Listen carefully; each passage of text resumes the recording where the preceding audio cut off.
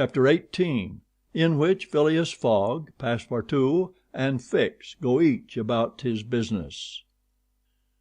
The weather was bad during the latter days of the voyage. The wind, obstinately remaining in the northwest, blew a gale and retarded the steamer. The Rangoon rolled heavily, and the passengers became impatient of the long, monstrous waves which the wind raised before their path. A sort of tempest arose on the 3rd of November, the squall knocking the vessel about with fury, and the waves running high. The Rangoon reefed all her sails, and even the rigging proved too much, whistling and shaking amid the squall. The steamer was forced to proceed slowly, and the captain estimated that she would reach Hong Kong 20 hours behind time, and more if the storm lasted. Phileas Fogg gazed at the tempestuous sea, which seemed to be struggling especially to delay him, with his habitual tranquility. He never changed countenance for an instant, though a delay of 20 hours, by making him too late for the Yokohama boat, would almost inevitably cause the loss of the wager. But this man of nerve manifested neither impatience nor annoyance. It seemed as if the storm were a part of his programme and had been foreseen.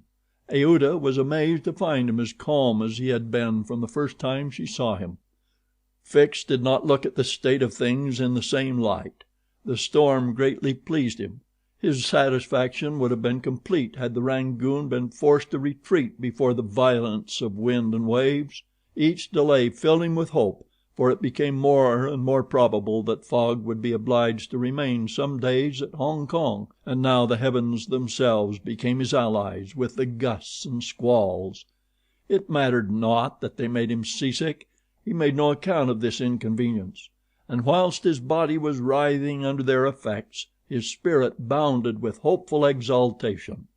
Passepartout was enraged beyond expression by the unpropitious weather. Everything had gone so well till now. Earth and sea had seemed to be at his master's service. Steamers and railways obeyed him. Wind and steam united to speed his journey. Had the hour of adversity come?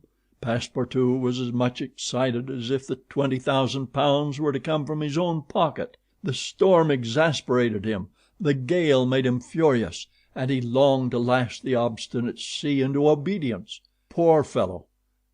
Fix carefully concealed from him his own satisfaction, for had he betrayed it, Passepartout could scarcely have restrained himself from personal violence. Passepartout remained on deck as long as the tempest lasted, being unable to remain quiet below, and taking it into his head to aid the progress of the ship by lending a hand with the crew. He overwhelmed the captain, officers, and sailors, who could not help laughing at his impatience, with all sorts of questions. He wanted to know exactly how long the storm was going to last, whereupon he was referred to the barometer, which seemed to have no intention of rising. Passepartout shook it, but with no perceptible effect, for neither shaking nor maledictions could prevail upon it to change its mind. On the 4th, however, the sea became more calm, and the storm lessened its violence. The wind veered southward and was once more favorable. Passepartout cleared up with the weather. Some of the sails were unfurled, and the Rangoon resumed its most rapid speed. The time lost could not, however, be regained. Land was not signaled until 5 o'clock on the morning of the 6th. The steamer was due on the 5th. Phileas Fogg was 24 hours behindhand, and the Yokohama steamer would, of course, be missed. The pilot went on board at 6 and took his place on the bridge to guide the Rangoon through the channels to the port of Hong Kong. Passepartout longed to ask him if the steamer had left for Yokohama, but he dared not, for he wished to preserve the spark of hope which still remained till the last moment. He had confided his anxiety to Fix, who, the sly rascal, tried to console him by saying that Mr. Fogg would be in time if he took the next boat, but this only put Passepartout in a passion. Mr. Fogg, bolder than his servant, did not hesitate to approach the pilot and tranquilly ask him if he knew when a steamer would leave Hong Kong for Yokohama. "At high tide tomorrow morning," answered the pilot. "Ah," said Mr. Fogg, without betraying any astonishment. Passepartout, who heard what passed, would willingly have embraced the pilot, while Fix would have been glad to twist his neck. "What is the steamer's name?" asked Mr. Fogg. "The Carnatic." "Ought she not to have gone yesterday?" "Yes, sir, but they had to repair one of her boilers, and so her departure was postponed till tomorrow." "Thank you," returned Mr. Fogg, descending mathematically to the saloon. Passepartout clasped the pilot's hand and shook it heartily in his delight, exclaiming, "Pilot, you are the best of good fellows." The pilot probably does not know to this day why his responses won him this enthusiastic greeting. He remounted the bridge and guided the steamer through the flotilla of junks, tankas, and fishing boats which crowd the harbor of Hong Kong. At 1 o'clock the Rangoon was at the quay, and the passengers were going ashore. Chance had strangely favored Phileas Fogg, for had not the Carnatic been forced to lie over for repairing her boilers, she would have left on the 6th of November, and the passengers for Japan would have been obliged to await for a week the sailing of the next steamer. Mr. Fogg was, it is true, 24 hours behind his time, but this could not seriously imperil the remainder of his tour. The steamer which crossed the Pacific from Yokohama to San Francisco made a direct connection with that from Hong Kong, and it could not sail until the latter reached Yokohama, and if Mr. Fogg was 24 hours late on reaching Yokohama, this time would no doubt be easily regained in the voyage of 22 days across the Pacific. He found himself then about 24 hours behindhand, 35 days after leaving London. The Carnatic was announced to leave Hong Kong at 5 the next morning. Mr. Fogg had 16 hours in which to attend to his business there, which was to deposit Aouda safely with her wealthy relative. On landing he conducted her to a palanquin, in which they repaired to the club hotel. A room was engaged for the young woman, and Mr. Fogg, after seeing that she wanted for nothing, set out in search of her cousin Gigi. He instructed Passepartout to remain at the hotel until his return, that Aouda might not be left entirely alone. Mr. Fogg repaired to the Exchange, where, he did not doubt, everyone would know so wealthy and considerable a personage as the Parsee merchant.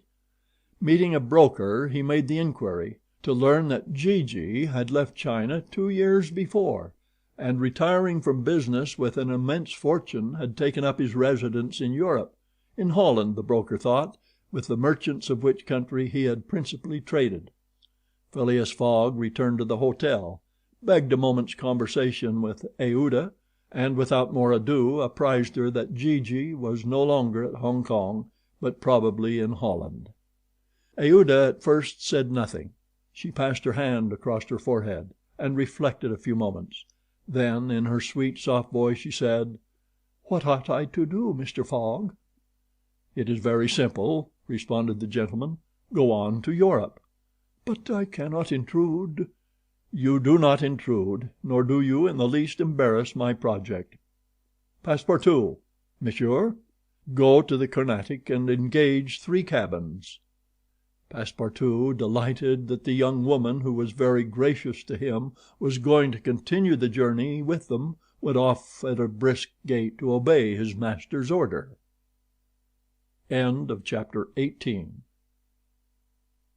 19, in which Passepartout takes a too great interest in his master, and what comes of it.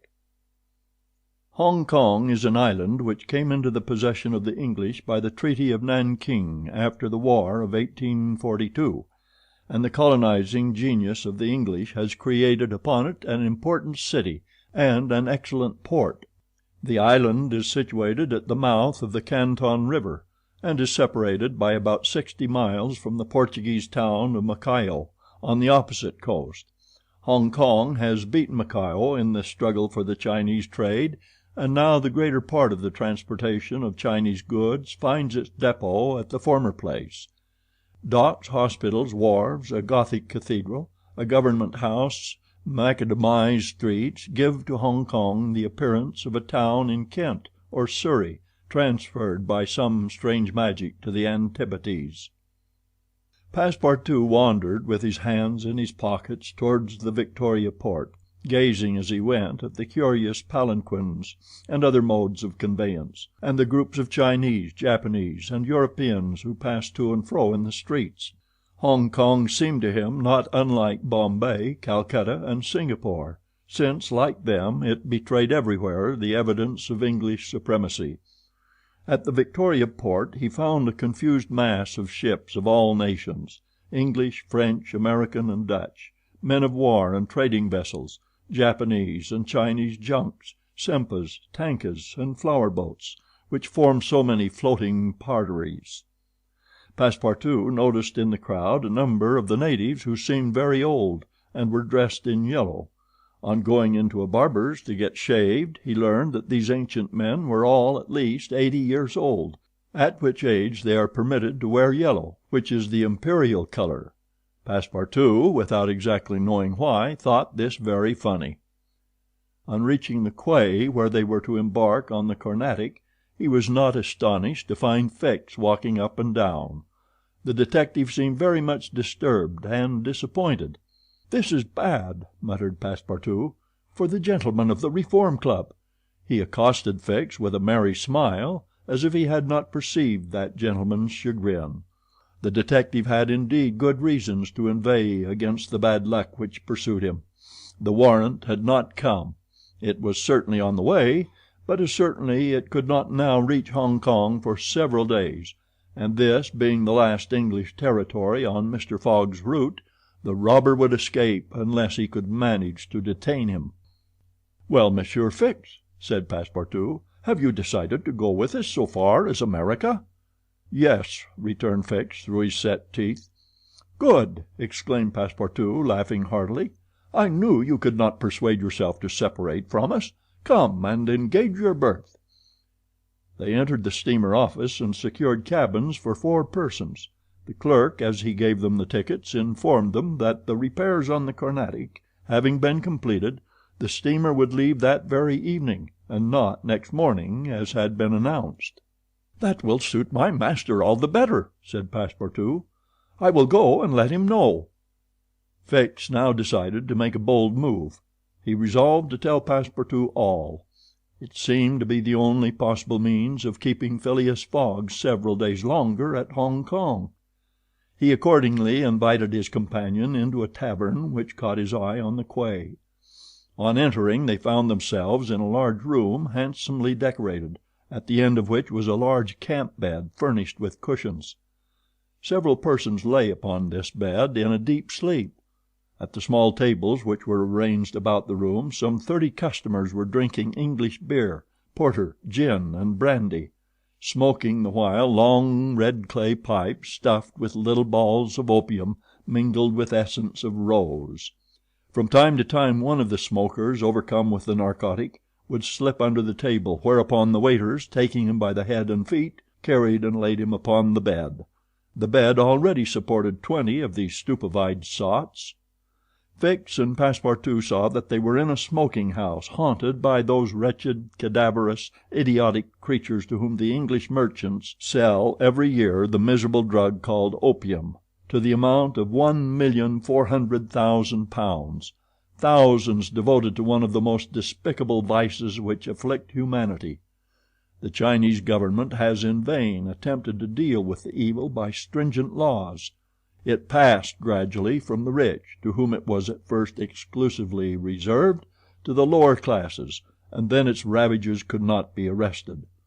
Opium is smoked everywhere at all times by men and women in the Celestial Empire, and once accustomed to it the victims cannot dispense with it, except by suffering horrible bodily contortions and agonies.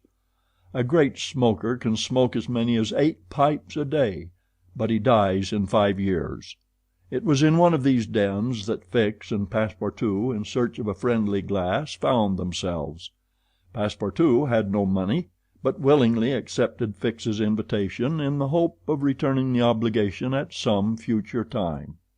They ordered 2 bottles of port, to which the Frenchman did ample justice, whilst Fix observed him with close attention. They chatted about the journey, and Passepartout was especially merry at the idea that Fix was going to continue it with them. When the bottles were empty, however, he rose to go and tell his master of the change in the time of the sailing of the Carnatic. Fix caught him by the arm and said, "Wait a moment." "What for, Mr. Fix?" "I want to have a serious talk with you." "A serious talk?" cried Passepartout, drinking up the little wine that was left in the bottom of his glass. "Well, we'll talk about it tomorrow. I haven't time now." "Stay. What I have to say concerns your master." Passepartout at this looked attentively at his companion. Fix's face seemed to have a singular expression. He resumed his seat. "What is it that you have to say?" Fix placed his hand upon Passepartout's arm, and, lowering his voice, said, "You have guessed who I am?"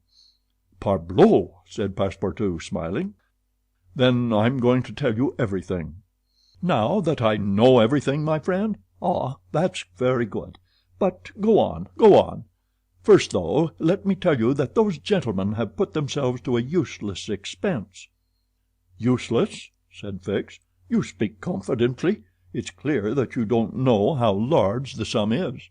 "Of course I do," returned Passepartout. £20,000. "55,000," answered Fix, pressing his companion's hand. "What?" cried the Frenchman. "Has Monsieur Fogg dared £55,000? Well, there's all the more reason for not losing an instant." He continued, getting up hastily. Fix pushed Passepartout back in his chair, and resumed. £55,000, and if I succeed I get £2,000. If you'll help me I'll let you have 500 of them." "Help you?" cried Passepartout, whose eyes were standing wide open. "Yes, help me keep Mr. Fogg here for 2 or 3 days." "Why, what are you saying? Those gentlemen are not satisfied with following my master and suspecting his honor, but they must try to put obstacles in his way. I blush for them." "What do you mean?" "I mean that it is a piece of shameful trickery. They might as well waylay Mr. Fogg and put his money in their pockets." "That's just what we count on doing." "It's a conspiracy, then," cried Passepartout, who became more and more excited as the liquor mounted in his head, for he drank without perceiving it. "A real conspiracy, and gentlemen too. Bah!" Fix began to be puzzled. "Members of the Reform Club," continued Passepartout. "You must know, Monsieur Fix, that my master is an honest man, and that when he makes a wager he tries to win it fairly." "But who do you think I am?" asked Fix, looking at him intently. "Parbleu! An agent of the members of the Reform Club, sent out here to interrupt my master's journey. But though I found you out some time ago, I've taken good care to say nothing about it to Mr. Fogg." "He knows nothing, then?" "Nothing," replied Passepartout, again emptying his glass. The detective passed his hand across his forehead, hesitating before he spoke again. What should he do? Passepartout's mistake seemed sincere, but it made his design more difficult. It was evident that the servant was not the master's accomplice, as Fix had been inclined to suspect. "Well," said the detective to himself, "as he is not an accomplice he will help me." He had no time to lose. Fogg must be detained at Hong Kong, so he resolved to make a clean breast of it. "Listen to me," said Fix abruptly. "I am not, as you think, an agent of the members of the Reform Club." "Bah!" retorted Passepartout with an air of raillery. "I am a police detective sent out here by the London office." "You a detective?" "I will prove it. Here is my commission." Passepartout was speechless with astonishment when Fix displayed this document, the genuineness of which could not be doubted. "Mr. Fogg's wager," resumed Fix, "is only a pretext of which you and the gentlemen of the Reform are dupes. He had a motive for securing your innocent complicity." "But why?" "Listen. On the 28th of last September a robbery of £55,000 was committed at the Bank of England by a person whose description was fortunately secured. Here is his description. It answers exactly to that of Mr. Phileas Fogg." "What nonsense!" cried Passepartout, striking the table with his fist. "My master is the most honorable of men." "How can you tell? You know scarcely anything about him. You went into his service the day he came away, and he came away on a foolish pretext, without trunks and carrying a large amount in banknotes, and yet you are bold enough to assert that he is an honest man." "Yes, yes," repeated the poor fellow mechanically. "Would you like to be arrested as his accomplice?" Passepartout, overcome by what he had heard, held his head between his hands, and did not dare to look at the detective. Phileas Fogg, the savior of Aouda, that brave and generous man, a robber! And yet how many presumptions there were against him! Passepartout essayed to reject the suspicions which forced themselves upon his mind. He did not wish to believe that his master was guilty. "Well, what do you want of me?" said he at last, with an effort. "See here," replied Fix, "I have tracked Mr. Fogg to this place, but as yet I have failed to receive the warrant of arrest for which I sent to London. You must help me to keep him here in Hong Kong." "But I—" "I will share with you the £2,000 reward offered by the Bank of England." "Never!" replied Passepartout, who tried to rise, but fell back, exhausted in mind and body. "Mr. Fix," he stammered, "even should what you say be true, if my master is really the robber you are seeking for, which I deny, I have am in his service. I have seen his generosity and goodness, and I will never betray him, not for all the gold in the world. I come from a village where they don't eat that kind of bread." "You refuse?" "I refuse." "Consider that I've said nothing," said Fix, "and let us drink." "Yes, let us drink." Passepartout felt himself yielding more and more to the effects of the liquor. Fix, seeing that he must, at all hazards, be separated from his master, wished to entirely overcome him. Some pipes full of opium lay upon the table. Fix slipped one into Passepartout's hand.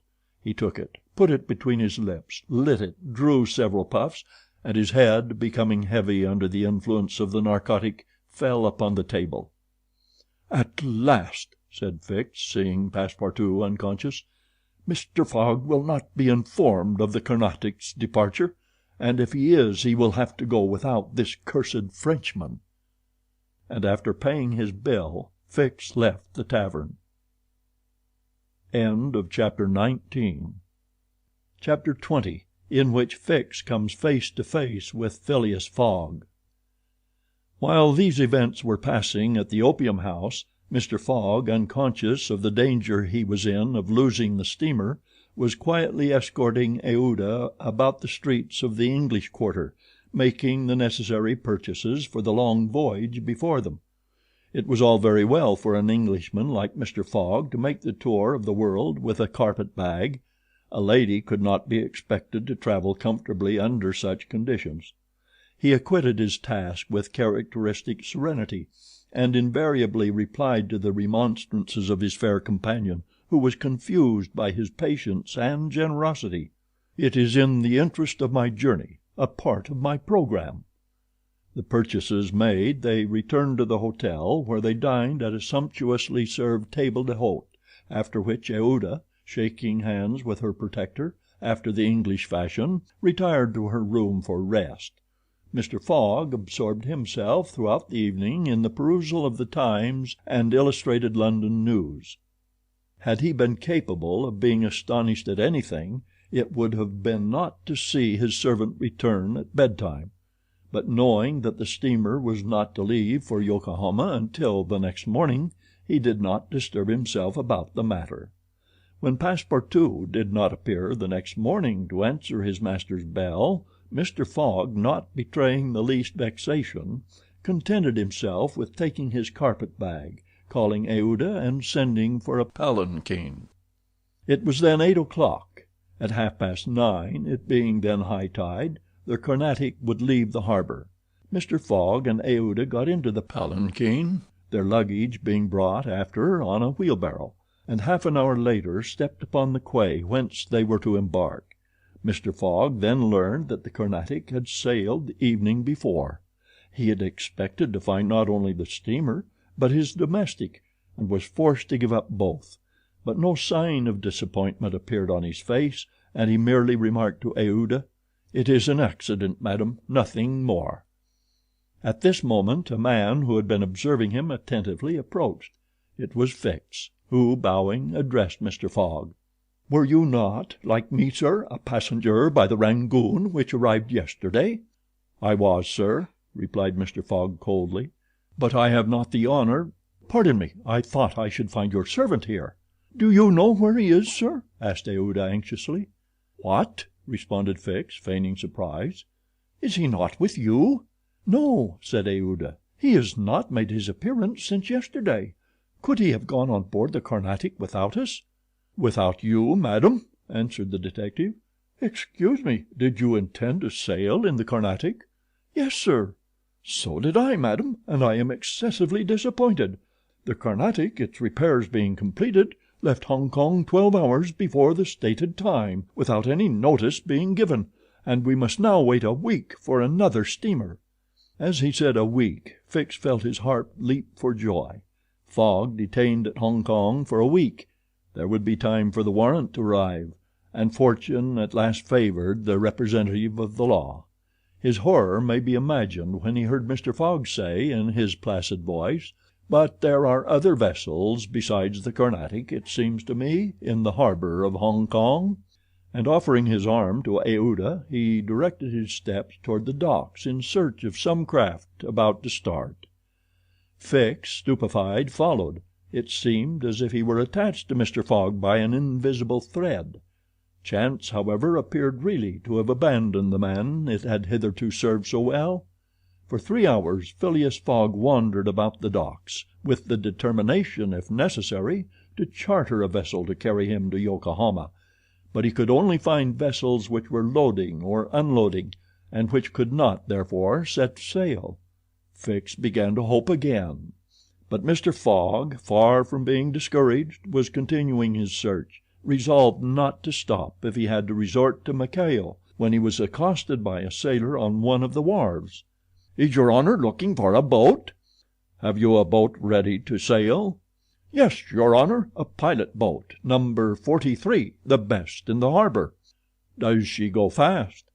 "Between 8 and 9 knots the hour. Will you look at her?" "Yes." "Your honor will be satisfied with her. Is it for a sea excursion?" "No, for a voyage." "A voyage?" "Yes. Will you agree to take me to Yokohama?" The sailor leaned on the railing, opened his eyes wide, and said, "Is your honor joking?"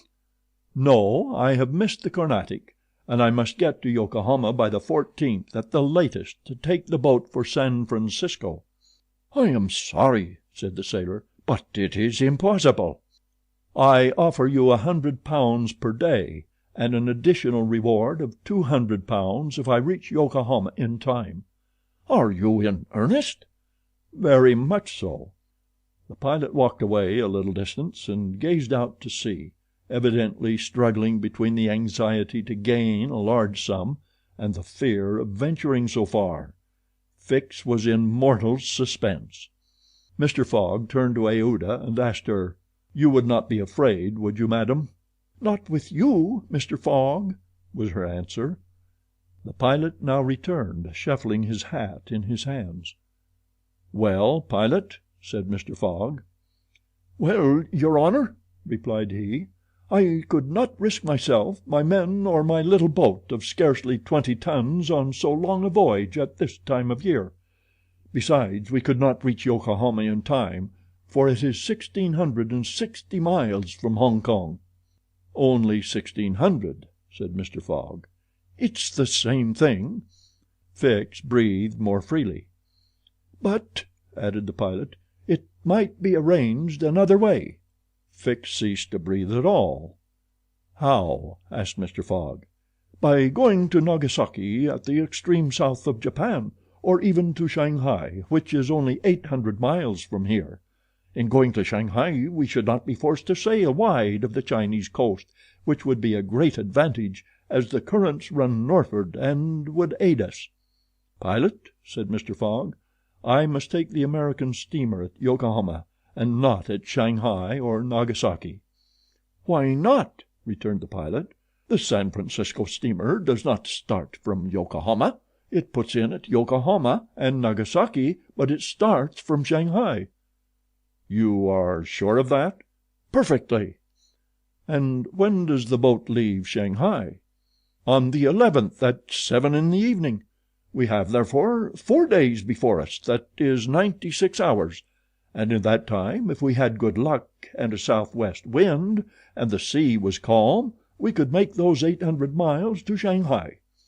"And you could go?" "In an hour, as soon as provisions could be got aboard and the sails put up." "It is a bargain. Are you the master of the boat?" "Yes, John Bunsby, master of the Tankadere." "Would you like some earnest money?" "If it would not put your honor out." "Here are £200 on account, sir," added Phileas Fogg, turning to Fix, "if you would like to take advantage—" "Thanks, sir, I was about to ask the favor." "Very well. In half an hour we shall go on board." "But poor Passepartout," urged Aouda, who was much disturbed by the servant's disappearance. "I shall do all I can to find him," replied Phileas Fogg. While Fix, in a feverish, nervous state, repaired to the pilot boat, the others directed their course to the police station at Hong Kong. Phileas Fogg there gave Passepartout's description, and left a sum of money to be spent in the search for him. The same formalities having been gone through at the French consulate, and the palanquin having stopped at the hotel for the luggage, which had been sent back there, they returned to the wharf. It was now 3 o'clock, and pilot boat number 43, with its crew on board and its provisions stored away, was ready for departure. The Tankadere was a neat little craft of 20 tons, as gracefully built as if she were a racing yacht. Her shining copper sheathing, her galvanized ironwork, her deck, white as ivory, betrayed the pride taken by John Bunsby in making her presentable. Her two masts leaned a trifle backward. She carried brigantine, foresail, storm jib, and standing jib, and was well rigged for running before the wind, and she seemed capable of brisk speed, which indeed she had already proved by gaining several prizes in pilot boat races. The crew of the Tankadere was composed of John Bunsby, the master, and 4 hardy mariners who were familiar with the Chinese seas. John Bunsby himself, a man of 45 or thereabouts, vigorous, sunburnt, with a sprightly expression of the eye, and energetic and self-reliant countenance, would have inspired confidence in the most timid. Phileas Fogg and Aouda went on board, where they found Fix already installed. Below deck was a square cabin, of which the walls bulged out in the form of cots, above a circular divan. In the center was a table provided with a swinging lamp. The accommodation was confined but neat. "I am sorry to have nothing better to offer you," said Mr. Fogg to Fix, who bowed without responding. The detective had a feeling akin to humiliation in profiting by the kindness of Mr. Fogg. "It's certain," thought he, "though a rascal as he is a polite one." The sails and the English flag were hoisted at 10 minutes past 3. Mr. Fogg and Aouda, who were seated on deck, cast a last glance at the quay in the hope of espying Passepartout. Fix was not without his fears, lest chance should direct the steps of the unfortunate servant, whom he had so badly treated, in this direction, in which case an explanation the reverse of satisfactory to the detective must have ensued. But the Frenchman did not appear, and without doubt was still lying under the stupefying influence of the opium. John Bunsby, master, at length gave the order to start, and the Tankadere, taking the wind under her brigantine, foresail, and standing jib, bounded briskly forward over the waves. Chapter 21, in which the master of the Tankadere runs great risk of losing a reward of £200. This voyage of 800 miles was a perilous venture on a craft of 20 tons, and at that season of the year. The Chinese seas were usually boisterous, subject to terrible gales of wind, and especially during the equinoxes, and it was now early November. It would clearly have been to the master's advantage to carry his passengers to Yokohama, since he was paid a certain sum per day, but he would have been rash to attempt such a voyage, and it was imprudent even to attempt to reach Shanghai. But John Bunsby believed in the Tankadere, which rode on the waves like a seagull, and perhaps he was not wrong. Late in the day they passed through the capricious channels of Hong Kong, and the Tankadere, impelled by favorable winds, conducted herself admirably. "I do not need, pilot," said Phileas Fogg when they got into the open sea, "to advise you to use all possible speed." "Trust me, your honor. We are carrying all the sail the wind will let us. The poles would add nothing, and are only used when we are going into port." "It's your trade, not mine, pilot, and I confide in you." Phileas Fogg, with body erect and legs wide apart, standing like a sailor, gazed without staggering at the swelling waters. The young woman who was seated aft was profoundly affected as she looked out upon the ocean, darkening now with the twilight, on which she had ventured in so frail a vessel. Above her head rustled the white sails, which seemed like great white wings. The boat, carried forward by the wind, seemed to be flying in the air. Night came. The moon was entering her first quarter, and her insufficient light would soon die out in the mist on the horizon. Clouds were rising from the east, and already overcast a part of the heavens. The pilot had hung out his lights, which was very necessary in these seas crowded with vessels bound landward, for collisions are not uncommon occurrences, and at the speed she was going the least shock would shatter the gallant little craft. Fix, seated in the bow, gave himself up to meditation. He kept apart from his fellow travelers, knowing Mr. Fogg's taciturn tastes. Besides, he did not quite like to talk to the man whose favors he had accepted. He was thinking, too, of the future. It seemed certain that Fogg would not stop at Yokohama, but would at once take the boat for San Francisco, and the vast extent of America would ensure him impunity and safety. Fogg's plan appeared to him the simplest in the world.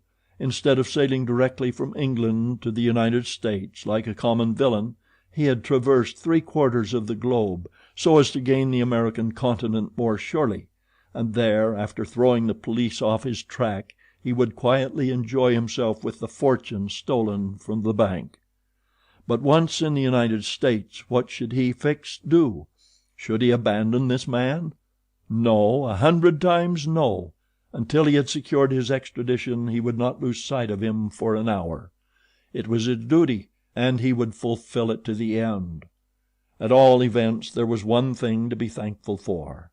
Passepartout was not with his master, and it was above all important, after the confidences Fix had imparted to him, that the servant should never have speech with his master.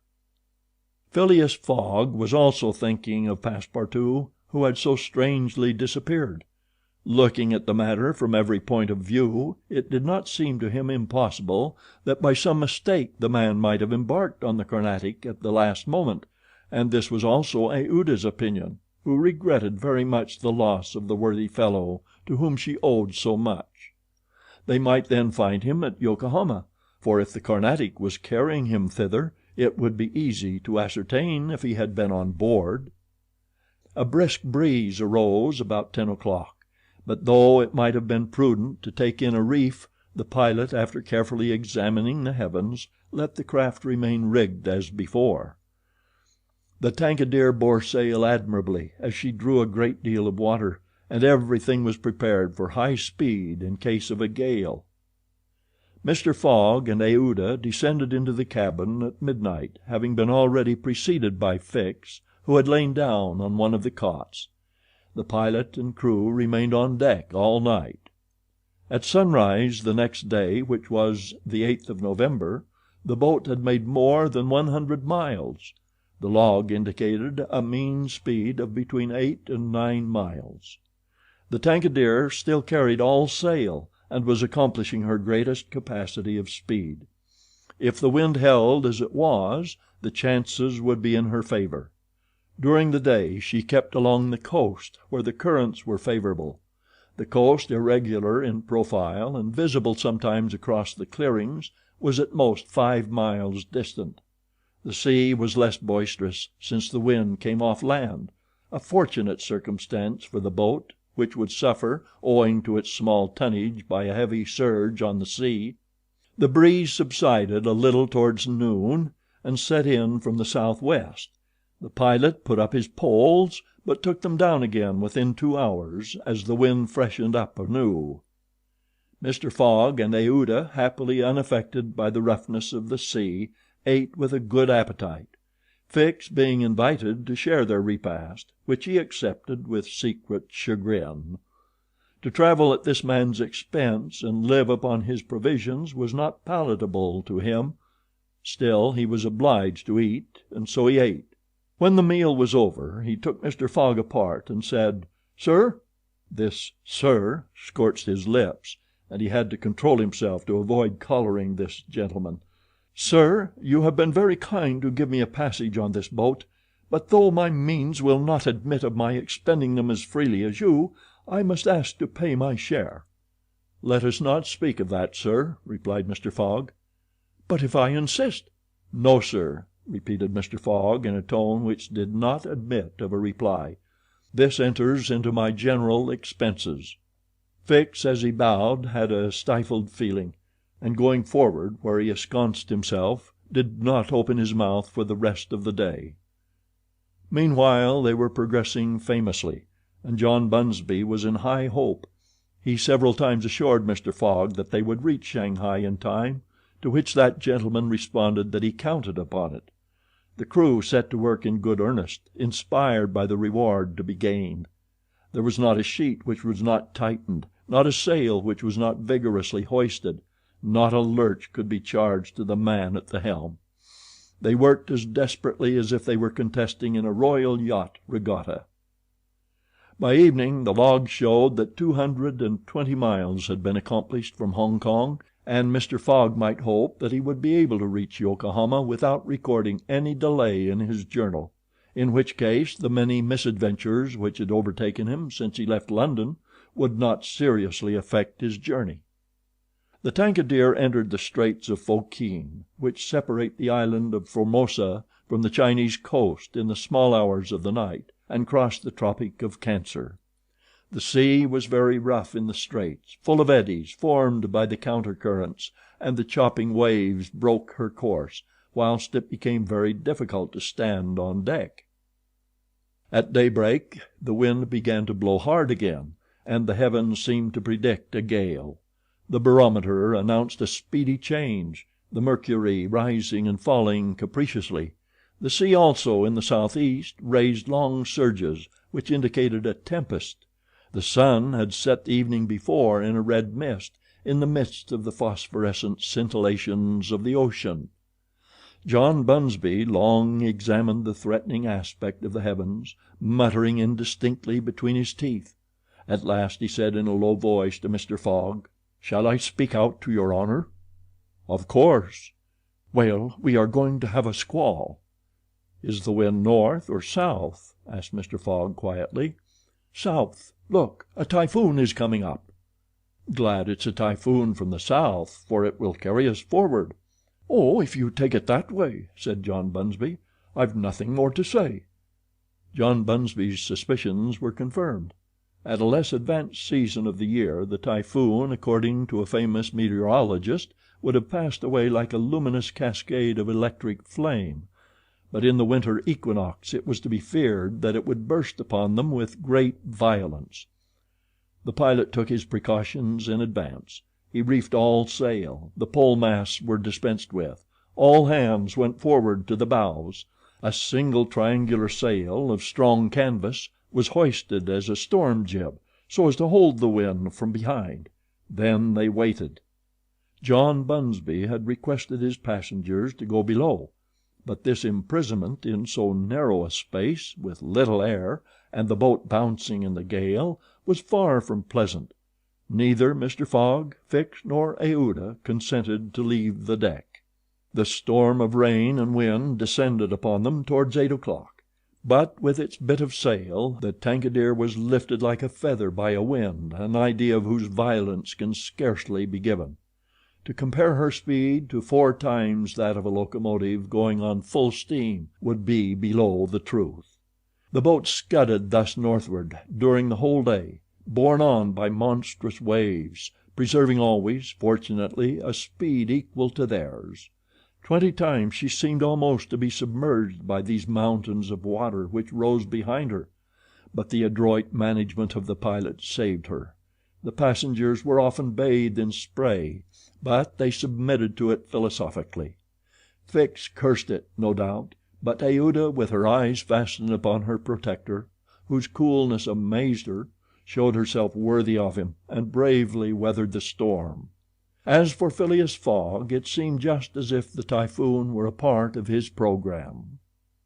Up to this time the Tankadere had always held her course to the north, but towards evening the wind, veering 3/4, bore down from the northwest. The boat, now lying in the trough of the waves, shook and rolled terribly. The sea struck her with fearful violence. At night the tempest increased in violence. John Bunsby saw the approach of darkness and the rising of the storm with dark misgivings. He thought a while, and then asked his crew if it was not time to slacken speed. After a consultation he approached Mr. Fogg and said: "I think, your honor, that we should do well to make for one of the ports on the coast." "I think so too." "Ah," said the pilot, "but which one?" "I know of but one," returned Mr. Fogg tranquilly. "And that is?" "Shanghai." The pilot at first did not seem to comprehend. He could scarcely realize so much determination and tenacity. Then he cried: "Well, yes, your honor is right. To Shanghai." So the Tankadere kept steadily on her northward track. The night was really terrible. It would be a miracle if the craft did not founder. Twice it could have been all over with her if the crew had not been constantly on the watch.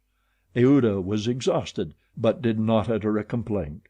More than once Mr. Fogg rushed to protect her from the violence of the waves. Day reappeared. The tempest still raged with undiminished fury, but the wind now returned to the southeast. It was a favorable change, and the Tankadere again bounded forward on this mountainous sea, though the waves crossed each other and imparted shocks and countershocks which would have crushed a craft less solidly built. From time to time the coast was visible through the broken mist, but no vessel was in sight. The Tankadere was alone upon the sea. There were some signs of a calm at noon, and these became more distinct as the sun descended toward the horizon. The tempest had been as brief as terrific. The passengers, thoroughly exhausted, could now eat a little and take some repose. The night was comparatively quiet. Some of the sails were again hoisted, and the speed of the boat was very good. The next morning at dawn they espied the coast, and John Bunsby was able to assert that they were not 100 miles from Shanghai. 100 miles, and only 1 day to traverse them. That very evening Mr. Fogg was due at Shanghai if he did not wish to miss the steamer to Yokohama. Had there been no storm, during which several hours were lost, they would be at this moment within 30 miles of their destination. The wind grew decidedly calmer, and happily the sea fell with it. All sails were now hoisted, and at noon the Tankadere was within 45 miles of Shanghai. There remained yet 6 hours in which to accomplish that distance. All on board feared that it could not be done, and every one, Phileas Fogg no doubt excepted, felt his heart beat with impatience. The boat must keep up an average of 9 miles an hour, and the wind was becoming calmer every moment. It was a capricious breeze, coming from the coast, and after it passed the sea became smooth. Still the Tankadere was so light, and her fine sails caught the fickle zephyr so well, that with the aid of the currents John Bunsby found himself at 6 o'clock not more than 10 miles from the mouth of Shanghai River. Shanghai itself is situated at least 12 miles up the stream. At 7 they were still 3 miles from Shanghai. The pilot swore an angry oath. The reward of £200 was evidently on the point of escaping him. He looked at Mr. Fogg. Mr. Fogg was perfectly tranquil, and yet his whole fortune was at this moment at stake. At this moment also a long black funnel crowned with wreaths of smoke appeared on the edge of the waters. It was the American steamer leaving for Yokohama at the appointed time. "Confound her!" cried John Bunsby, pushing back the rudder with a desperate jerk. "Signal her," said Phileas Fogg quietly. A small brass cannon stood on the forward deck of the Tankadere for making signals in the fogs. It was loaded to the muzzle, but just as the pilot was about to apply a red-hot coal to the touch hole, Mr. Fogg said, "Hoist your flag." The flag was run up at half-mast, and this being the signal of distress, it was hoped that the American steamer, perceiving it, would change her course a little, so as to succor the pilot boat. "Fire!" said Mr. Fogg, and the booming of the little cannon resounded in the air.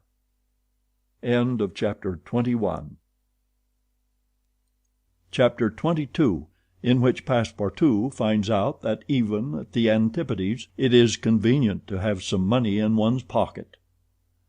The Carnatic, setting sail from Hong Kong at 6:30 on the 7th of November, directed her course at full steam towards Japan. She carried a large cargo and a well-filled cabin of passengers. 2 staterooms in the rear were, however, unoccupied, those which had been engaged by Phileas Fogg. The next day a passenger with a half-stupefied eye, staggering gait and disordered hair, was seen to emerge from the second cabin and to totter to a seat on deck. It was Passepartout, and what had happened to him was as follows. Shortly after Fix left the opium den, 2 waiters had lifted the unconscious Passepartout and had carried him to the bed reserved for the smokers. 3 hours later, pursued even in his dreams by a fixed idea, the poor fellow awoke and struggled against the stupefying influence of the narcotic. The thought of a duty unfulfilled shook off his torpor, and he hurried from the abode of drunkenness, staggering and holding himself up by keeping against the walls, falling down and creeping up again, and irresistibly impelled by a kind of instinct, he kept crying out, "The Carnatic! The Carnatic!" The steamer lay puffing alongside the quay on the point of starting. Passepartout had but few steps to go, and rushing upon the plank he crossed it and fell unconscious on the deck, just as the Carnatic was moving off. Several sailors who were evidently accustomed to this sort of scene carried the poor Frenchman down into the second cabin, and Passepartout did not wake until they were 150 miles away from China. Thus he found himself the next morning on the deck of the Carnatic and eagerly inhaling the exhilarating sea breeze. The pure air sobered him. He began to collect his sense, which he found a difficult task, but at last he recalled the events of the evening before, Fix's revelation, and the opium house. "It is evident," said he to himself, "that I have been abominably drunk. What will Mr. Fogg say? At least I have not missed the steamer, which is the most important thing." Then, as Fix occurred to him, "As for that rascal, I hope we are well rid of him, and that he has not dared, as he proposed, to follow us on board the Carnatic. A detective on the track of Mr. Fogg, accused of robbing the Bank of England! Pshaw!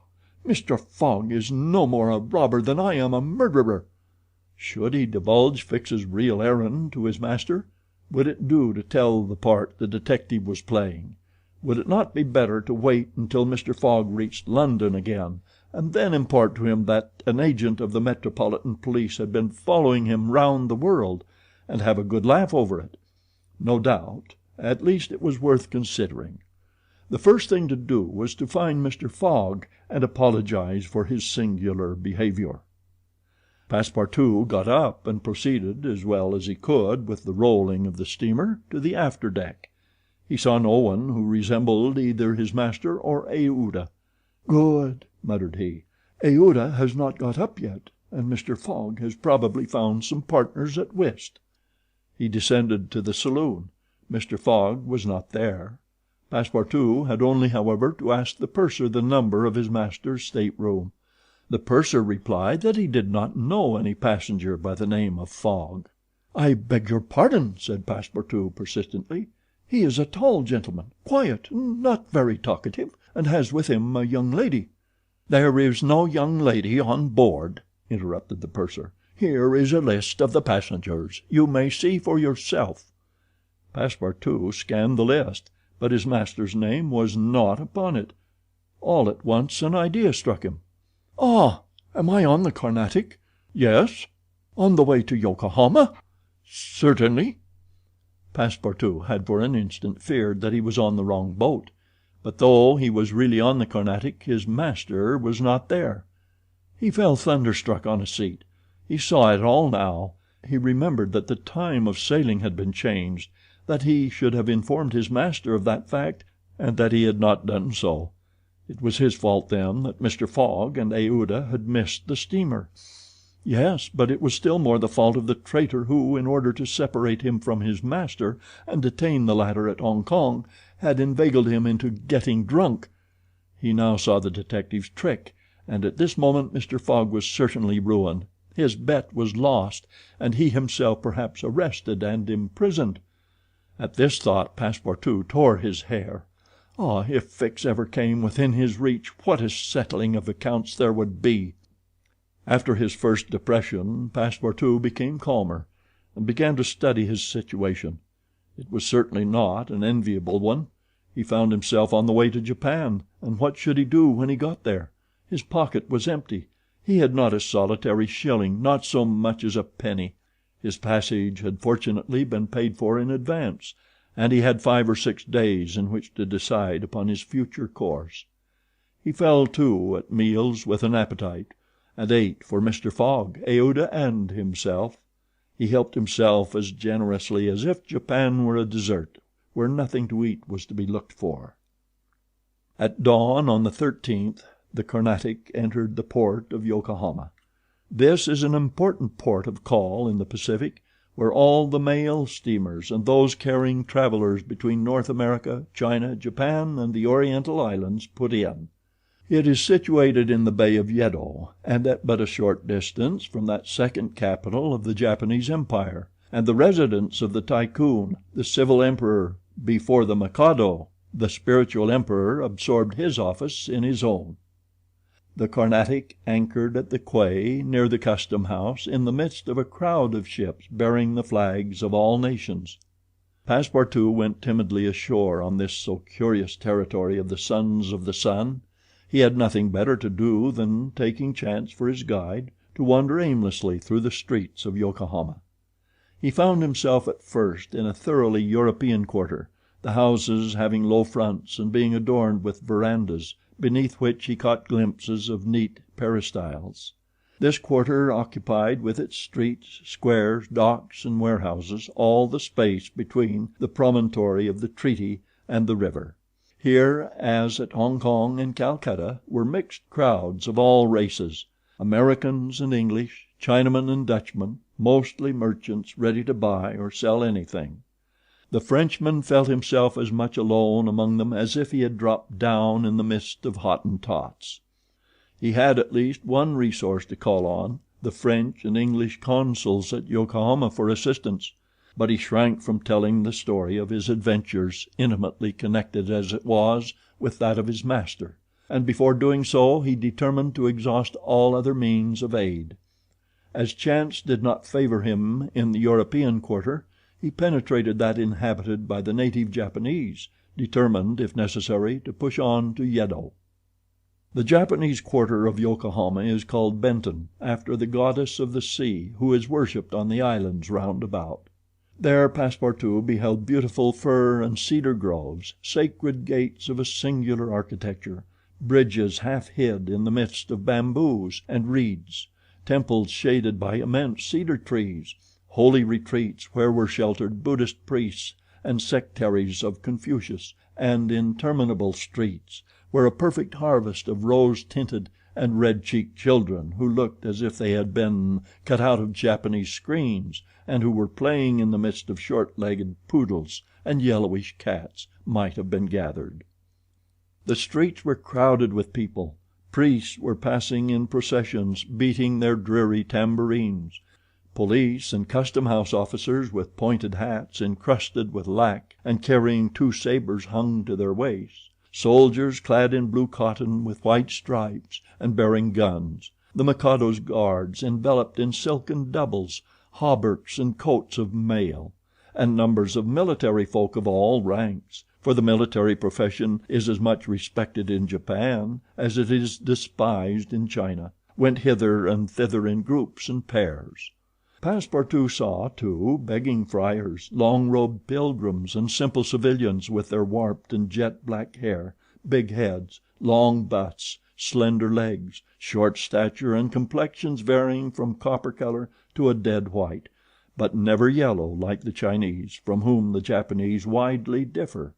He did not fail to observe the curious equipages, carriages, and palanquins, barrows supplied with sails, and litters made of bamboo, nor the women, whom he thought not especially handsome, who took little steps with their little feet, whereon they wore canvas shoes, straw sandals, and clogs of worked wood, and who displayed tight-looking eyes, flat chests, teeth fashionably blackened, and gowns crossed with silken scarves, tied in an enormous knot behind an ornament which the modern Parisian ladies seem to have borrowed from the dames of Japan. Passepartout wandered for several hours in the midst of this motley crowd, looking in at the windows of the rich and curious shops, the jewelry establishments glittering with quaint Japanese ornaments, the restaurants decked with streamers and banners, the tea houses where the odorous beverage was being drunk with sake, a liquor concocted from the fermentation of rice, and the comfortable smoking houses, where they were puffing, not opium, which is almost unknown in Japan, but a very fine, stringy tobacco. He went on till he found himself in the fields, in the midst of vast rice plantations. There he saw dazzling camellias expanding themselves, with flowers which were giving forth their last colors and perfumes, not on bushes but on trees, and within bamboo enclosures, cherry, plum, and apple trees, which the Japanese cultivate rather for their blossoms than their fruit, and which, queerly fashioned, grinning scarecrows protected from the sparrows, pigeons, ravens, and other voracious birds. On the branches of the cedars were perched large eagles. Amid the foliage of the weeping willows were herons solemnly standing on one leg, and on every hand were crows, ducks, hawks, wild birds, and a multitude of cranes, which the Japanese consider sacred, and which to their minds symbolize long life and prosperity. As he was strolling along, Passepartout espied some violets among the shrubs. "Good," said he, "I'll have some supper." But on smelling them he found that they were odorless. "No chance there," thought he. The worthy fellow had certainly taken good care to eat as hearty a breakfast as possible before leaving the Carnatic, but as he had been walking about all day, the demands of hunger were becoming importunate. He observed that the butchers' stalls contained neither mutton, goat, nor pork, and knowing also that it is a sacrilege to kill cattle which are preserved solely for farming, he made up his mind that meat was far from plentiful in Yokohama, nor was he mistaken, and in default of butcher's meat he could have wished for a quarter of wild boar or deer, a partridge, or some quails, some game or fish, which, with rice, the Japanese eat almost exclusively. But he found it necessary to keep up a stout heart, and to postpone the meal he craved till the following morning. Night came, and Passepartout re-entered the native quarter, where he wandered through the streets lit by varicolored lanterns. Looking on at the dancers who were executing skillful steps and boundings, and the astrologers who stood in the open air with their telescopes. Then he came to the harbor, which was lit up by the resin torches of the fishermen who were fishing from their boats. The streets at last became quiet, and the patrol, the officers of which in their splendid costumes, and surrounded by their suites, Passepartout thought seemed like ambassadors, succeeded the bustling crowd.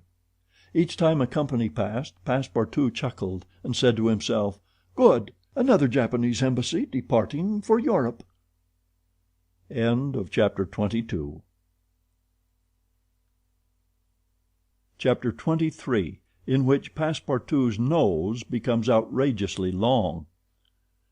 The next morning poor, jaded, famished Passepartout said to himself that he must get something to eat at all hazards, and the sooner he did so the better. He might indeed sell his watch, but he would have starved first. Now or never he must use the strong, if not melodious, voice which nature had bestowed upon him. He knew several French and English songs, and resolved to try them upon the Japanese, who must be lovers of music, since they were forever pounding on their cymbals, tam-tams, and tambourines, and could not but appreciate European talent. It was perhaps rather early in the morning to get up a concert, and the audience, prematurely aroused from their slumbers, might not possibly pay their entertainer with coin bearing the Mikado's features. Passepartout therefore decided to wait several hours, and as he was sauntering along, it occurred to him that he would seem rather too well dressed for a wandering artist. The idea struck him to change his garments for clothes more in harmony with his project, by which he might also get a little money to satisfy the immediate cravings of hunger. The resolution taken, it remained to carry it out. It was only after a long search that Passepartout discovered a native dealer in old clothes, to whom he applied for an exchange. The man liked the European costume, and ere long Passepartout issued from his shop accoutred in an old Japanese coat and a sort of one-sided turban faded with long use. A few small pieces of silver, moreover, jingled in his pocket. "Good," thought he, "I will imagine I am at the carnival." His first care, after being thus Japanesed, was to enter a tea house of modest appearance, and upon half a bird and a little rice, to breakfast like a man for whom dinner was as yet a problem to be solved. "Now," thought he, when he had eaten heartily, "I must use my head. I can't sell this costume again for one still more Japanese. I must consider how to leave this country of the sun, of which I shall not retain the most delightful of memories, as quickly as possible." It occurred to him to visit the steamers which were about to leave for America. He would offer himself as a cook or servant in payment of his passage and meals. Once at San Francisco he would find some means of going on. The difficulty was how to traverse the 4,700 miles of the Pacific which lay between Japan and the New World. Passepartout was not the man to let an idea go begging, and directed his steps towards the docks. But as he approached them his project, which at first had seemed so simple, began to grow more and more formidable to his mind. What need would they have of a cook or servant on an American steamer, and what confidence would they put in him dressed as he was? What references could he give? As he was reflecting in this wise, his eyes fell upon an immense placard which a sort of clown was carrying through the streets. This placard, which was in English, read as follows: "Acrobatic Japanese Troupe, Honorable William Batoukler, Proprietor. Last representations prior to their departure to the United States of the Long Noses. Long Noses. Under the direct patronage of the god Tingao. Great attraction." "The United States," said Passepartout. "That's just what I want." He followed the clown and soon found himself once more in the Japanese quarter. A quarter of an hour later he stopped before a large cabin adorned with several clusters of streamers, the exterior walls of which were designed to represent in violent colors and without perspective a company of jugglers. This was the Honorable William Batoukler's establishment. That gentleman was a sort of Barnum, the director of a troupe of mountebanks, jugglers, clowns, acrobats, equilibrists, and gymnasts, who, according to the placard, was giving his last performances before leaving the Empire of the Sun for the States of the Union. Passepartout entered and asked for Mr. Batoukler, who straightway appeared in person. "What do you want?" said he to Passepartout, whom he at first took for a native. "Would you like a servant, sir?" asked Passepartout.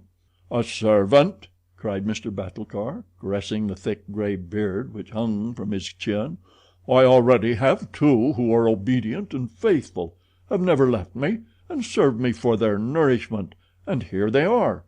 added he, holding out his two robust arms, furrowed with veins as large as the strings of a bass viol. "So can I be of no use to you?" "None." "The devil! I should like to cross the Pacific with you." "Ah," said the Honorable Mr. Batulcar, "you're no more a Japanese than I am a monkey. Who are you dressed up in that way?" "A man dresses as he can." "That's true. You are a Frenchman, aren't you?" "Yes, a Parisian of Paris." "Then you ought to know how to make grimaces." "Why," replied Passepartout, a little vexed that his nationality should cause this question, "we Frenchmen know how to make grimaces, it is true, but not any better than the Americans do." "True. Well, if I can't take you as a servant, I can as a clown. You see, my friend, in France they exhibit foreign clowns, and in foreign parts French clowns." "Ah!" "You are pretty strong, eh?" "Especially after a good meal." "And you can sing?" "Yes," returned Passepartout, who had formerly been wont to sing in the streets. "But can you sing standing on your head, with a top spinning on your left foot, and a saber balanced on your right?" "Humph! I think so," replied Passepartout, recalling the exercises of his younger days. "Well, that's enough," said the Honorable William Batulcar. The engagement was concluded there and then. Passepartout had at last found something to do. He was engaged to act in the celebrated Japanese troupe. It was not a very dignified position, but within a week he would be on his way to San Francisco. The performance so noisily announced by the Honorable Mr. Batulcar was to commence at 3 o'clock, and soon the deafening instruments of a Japanese orchestra resounded at the door. Passepartout, though he had not been able to study or rehearse a part, was designated to lend the aid of his sturdy shoulders in the great exhibition of the human pyramid, executed by the long noses of the god Tingao. This great attraction was to close the performance. Before 3 o'clock the large shed was invaded by the spectators, comprising Europeans and natives, Chinese and Japanese, men, women, and children, who precipitated themselves upon the narrow benches and into the boxes opposite the stage. The musicians took up a position inside and were vigorously performing on their gongs, tam-tams, flutes, bones, tambourines, and immense drums. The performance was much like all acrobatic displays, but it must be confessed that the Japanese are the first equilibrists in the world. One, with a fan and some bits of paper, performed the graceful trick of the butterflies and the flowers. Another traced in the air with the odorous smoke of his pipe a series of blue words which composed a compliment to the audience, while a third juggled with some lighted candles, which he extinguished successively as they passed his lips, and relit them again without interrupting for an instant his juggling. Another reproduced the most singular combinations with a spinning top. In his hands the revolving tops seemed to be animated with a life of their own in their interminable whirling. They ran over pipe stems, the edges of sabers, wires, and even hairs stretched across the stage. They turned around on the edges of large glasses, crossed bamboo ladders, dispersed into all the corners, and produced strange musical effects by the combination of their various pitches of tone. The jugglers tossed them in the air, threw them like shuttlecocks with wooden battledores, and yet they kept on spinning. They put them into their pockets and took them out, still whirling as before. It is useless to describe the astonishing performances of the acrobats and gymnasts. The turning on ladders, poles, balls, barrels, and so on, was executed with wonderful precision. But the principal attraction was the exhibition of the long noses, a show to which Europe is as yet a stranger. The Long Noses form a peculiar company under the direct patronage of the god Tingao. Attired after the fashion of the Middle Ages, they bore upon their shoulders a splendid pair of wings. But what especially distinguished them was the long noses which were fastened to their faces, and the uses which they made of them. These noses were made of bamboo, and were 5, 6, and even 10 feet long, some straight, others curved, some ribboned, and some having imitation warts upon them. It was upon these appendages, fixed tightly on their real noses, that they performed their gymnastic exercises. A dozen of these sectaries of Tingao lay flat upon their backs, while others, dressed to represent lightning rods, came and frolicked on their noses, jumping from one to another and performing the most skillful leapings and somersaults. As a last scene, a human pyramid had been announced, in which 50 long noses were to represent the car of Juggernaut. But instead of forming a pyramid by mounting each other's shoulders, the artists were to group themselves on top of the noses. It happened that the performer who had hitherto formed the base of the car had quitted the troupe, and as, to fill this part, only strength and adroitness were necessary, Passepartout had been chosen to take his place. The poor fellow really felt sad when, melancholy reminiscence of his youth, he donned his costume, adorned with varicolored wings and fastened to his natural feature a false nose 6 feet long. But he cheered up when he thought that this nose was winning him something to eat. He went upon the stage and took his place beside the rest who were to compose the best of the car of Juggernaut. They all stretched themselves on the floor, their noses pointing to the ceiling. A second group of artists disposed themselves on these long appendages, then a third above these, then a fourth, until a human monument reaching to the very cornices of the theater soon arose on top of the noses. This elicited loud applause, in the midst of which the orchestra was just striking up a deafening air, when the pyramid tottered, the balance was lost, one of the lower noses vanished from the pyramid, and the human monument was shattered like a castle built of cards. It was Passepartout's fault. Abandoning his position, clearing the footlights without the aid of his wings, and clambering up to the right-hand gallery, he fell at the feet of one of the spectators, crying, "Ah, my master! My master!" "You are here?" "Myself." "Very well, then let us go to the steamer, young man." Mr. Fogg, Aouda, and Passepartout passed through the lobby of the theater to the outside, where they encountered the Hon. Mr. Battlecor, furious with rage. He demanded damages for the breakage of the pyramid, and Phileas Fogg appeased him by giving him a handful of banknotes. At 6:30, the very hour of departure, Mr. Fogg and Aouda, followed by Passepartout, who in his hurry had retained his wings and nose 6 feet long, stepped upon the American steamer. Chapter 24.